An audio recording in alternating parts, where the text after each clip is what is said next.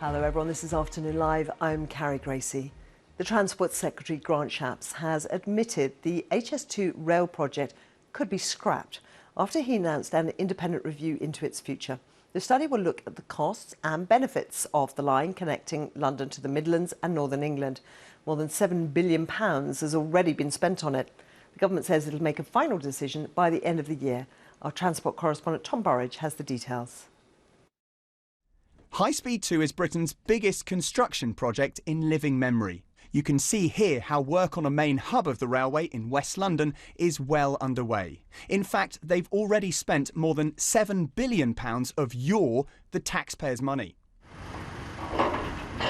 But despite buildings going down here on the edge of Birmingham, the new Transport Secretary isn't ruling anything out, including getting rid of the scheme altogether. Just because you spent a lot of money on something should not mean that you just carry on ploughing more and more money into it. But what we've said, and what the Prime Minister made very clear during his leadership election, is, we want to see great infrastructure in this country. We want to see it stack up. We want to see it work for, rail commuters and people right across the country. The first phase of the railway being built now will link London to Birmingham. After that, phases 2A and B will link Birmingham to Manchester and Leeds. But last month it emerged via a leaked letter that a review by the current chairman of HS2 had found that the programme was possibly as much as £30 billion over budget. The budget, as things stand, is still officially at least £56 billion. Michael Gross owned office blocks and land at Euston that were compulsory purchased. He says it was undervalued by HS2 and claims the company owe him hundreds of millions of pounds. HS2 disputes Mr Gross's claims, but he says the project has been poorly conceived. What they've constructed is not a fast train but a gravy train, and there needs to be very major inquiries as to who benefited. But HS2 Limited, the day it was formed, was not fit for purpose. They have never ever been in conformity to the development agreement they signed up. But business leaders and many leading political figures in the north of England and the Midlands say the railway will be a vital link, cutting current train journey times between Leeds and Birmingham from 2 hours to just 1. If we stop the HS2 line at Birmingham, if we don't continue it to the north of England and on to Scotland through the east and the west coast main line, then the rest of the country will not benefit from this project and its entire purpose will have been lost. With billions already spent, huge areas cleared and a lot of land bought up, HS2 is a work in progress. So cancelling it would be costly and controversial. But as the budget goes up, the scheme's value for money drops. Altering it might be a more plausible option. Tom Burridge, BBC News. Well, with me now is Piers Wood, Managing Director at Alstom UK, one of the biggest train manufacturers in the country. Thanks so much for coming in. What is your response to this review? I think we welcome the review. We know that projects of this size, large infrastructure projects, need to be constantly reviewed in the terms of the expense. I mean, let's remember the Olympics. A lot of reviews went into the Olympics back in 2012, and look what a success that was. So yes, we welcome the review. And what do you think should be the outcome? Do you think the project should be scrapped, amended, or continue? No, we are sure it'll pass with flying colours. We think there's a very strong business case for HS2, and we think it should go ahead across the whole country.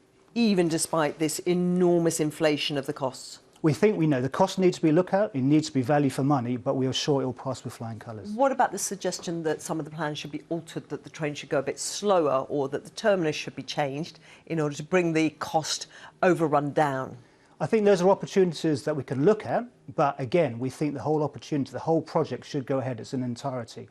There are different things we can look at, and I'm sure the review will flush these things out in the fullness of time. But we welcome the review, and we're sure it'll pass with flying colours. What do you say to the investor critics, like we saw in Tom's report there, Michael Gross, one of them, who says this is not a high-speed train, this is a gravy train? No, I disagree with that. We think that the British economy needs projects such as this, and it should be across the whole UK. Everyone in the UK should benefit from this, and there's a very strong business case for it. Although obviously you'll be as aware as I am that there are people who say the benefits are not split equally, that some people are going to benefit greatly from it, but many won't. And there's this enormous white elephant with huge resources which could be better spent elsewhere, possibly even on different forms of infrastructure and transport. No, I think, from my point of view, I think projects like this, they are expensive. They do need to be reviewed in terms of the costs. They do need to give value for money, but I'm sure that HS2 will go ahead. And I think it will benefit the economy as a whole for the Britain. So just in a word, what is its value for money? Because you've said several times now you think it should be reviewed, but it should go ahead. It is value for money, but what's the evidence for that? I think in terms of, if you look at how people will be travelling, their travel habits will change, and if you're shaving 1 hour off journey times between major cities in the country, that has to have a value. Thank you for joining us. Thank you. Well, Andy Burnham is Labour Mayor of Greater Manchester, part of the Transport for the North partnership. He's been giving his reaction to the announcement of the review of HS2. I mean, in some ways it's not unexpected, because the new Prime Minister said he was going to introduce this review.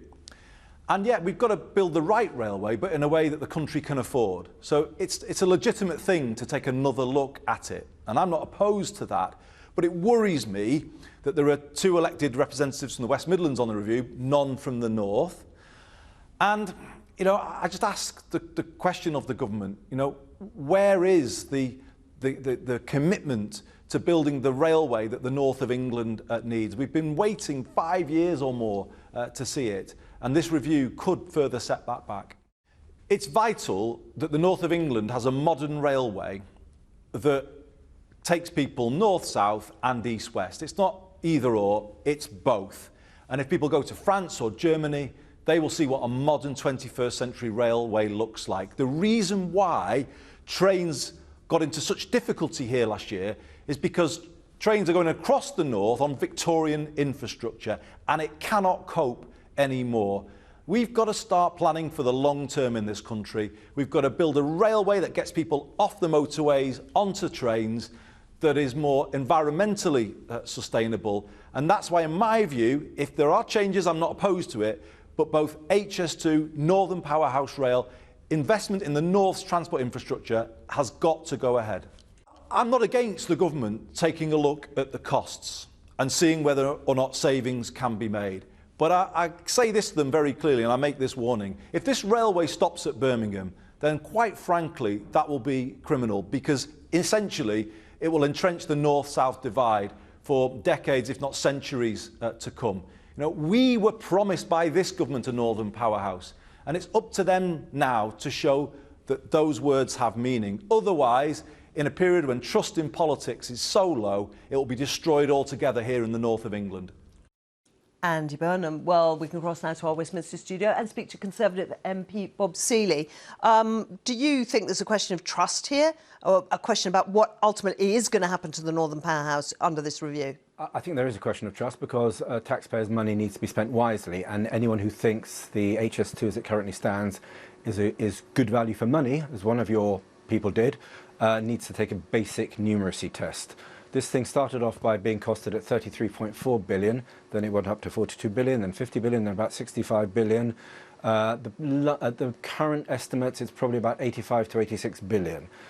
It is probably going to end up costing nearly £400 million per mile, making it the most expensive railway in human history, the most expensive mainline railway in human history.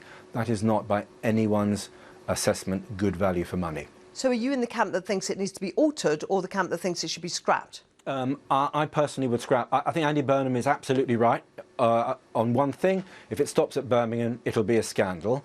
I love big infrastructure projects, but I don't like white elephants. HS2, as it currently stands, is a monumental £500 million a mile white elephant. However, if we take that money and take a chunk of that money and build Northern Powerhouse Rail and commit to that this year, I think that would be fantastically popular and a massive vote of confidence in the north of England. If we commit, for example, to a Leeds integrated transport system, it's one of the big growth cities in Europe, doesn't have an integrated transport system, that would be fantastic. And if we have to make HS3 a success, that is the Northern Powerhouse routes from Newcastle to Liverpool, to Hull, to Leeds, to Bradford, to Manchester, if we have to make that a success by linking it up to Birmingham, Birmingham, let's get the top half of HS2 built, which most people want to see, but not the London to Birmingham bit, which I think is, we are building it the wrong way round. If you're going to build HS2, start north and do it chunk by chunk. And for me, the bit that doesn't work is the London to Birmingham bit and the extraordinary, exorbitant cost that we are asking taxpayers to foot. Well, I suppose the problem with that is we've already invested quite a lot of it. Yep, you're absolutely right. I just had a meeting with Grant Schapps, and it's great to see Grant working so hard over the summer period. And well done to Boris, and well done to Grant for this great announcement today. I'd rather apologise for wasting 6 billion or 7 billion than have to apologise for wasting 86 billion. I want that money spent on really good, valuable infrastructure projects. So Northern Powerhouse, Leeds Metro System, Crossrail 2. One of the arguments that the new Prime Minister makes, which is a really attractive argument, is the moral case for strong and great public transport because it enables people to go and get work in the cities and regions that they live without being car dependent. And we need to get on with that. We need to build Crossrail 2 in London so you can build 200,000 homes in the Lee Valley. We need to deliver an hourly service. It takes 1 hour to get from Portsmouth to London or 1 hour to get from Southampton to London. At the moment, the London to Portsmouth route is slower now than it was in the 1920s. I'll give you another example, if I may. In the Isle of Wight, our rolling stock dates from 1938. The rolling stock on our Network Rail is older than the stuff we have in our heritage steam railway. Now, we need regional infrastructure investment. Now, that's a long shopping list. You made that point clearly. However, you now have a new party leader and Prime Minister who's just kind of run up a flag for British infrastructure, a sign of confidence, hope, commitment to future, blah, blah. So how does cancelling cancelling a big project like HS2 fit with that message of confidence and hope? If you're just cancelling HS2 and saying we're not going to do anything with the money, I think you'll be criticised. But if you say there's a difference between great infrastructure projects and white elephants, and HS2 as it currently stands as a white elephant, but we're going to make some fantastic major infrastructure projects in its place instead and commit to Northern Powerhouse, commit to HS3, commit to maybe Manchester down to Birmingham the element of HS2, I think that would be great. If you're building a Crossrail 2, if you're building a Leeds integrated transport system, if you're getting a much faster service between Portsmouth and London, Southampton and London, if you're investing in the railways that need investing in and some roads as well and cycle routes and all these other things, then actually I think that's a much more attractive proposition. HS2 as it currently stands is a very expensive, very unpopular white elephant. If we built HS3 first and Northern Powerhouse Rail first with all the other great regional schemes that we should be doing, we can turn it into something which is going to drive investment, drive economic regeneration and will be very popular with the taxpayers. So I hope at the very least we turn this scheme and instead of starting at the south, we start it in the north and preferably kick HS2 into the sidings and come up with a much better use for that money to drive infrastructure. One very short last question. When you said all of this to the Transport Secretary, as I'm sure you did, what did he say in a sentence? Grant said basically we need to get to the facts, and I totally agree with him, and he's got exactly the right attitude. We've got the head of the scheme is someone who was in charge of HS2 in the past, so knows the scheme very well. And the deputy is going to be Lord Berkeley, who's a Labour peer, but has been all over HS2 and very critical of the costs. So I think that it's really good news that at the end of this, we're going to get a report that we can trust because both sides will sign up to it. And that is the very least that we can expect. And well done the government, well done Boris, and well done Grant for agreeing that. And I think it's really good news for the British taxpayer. Bob Seeley, thank you.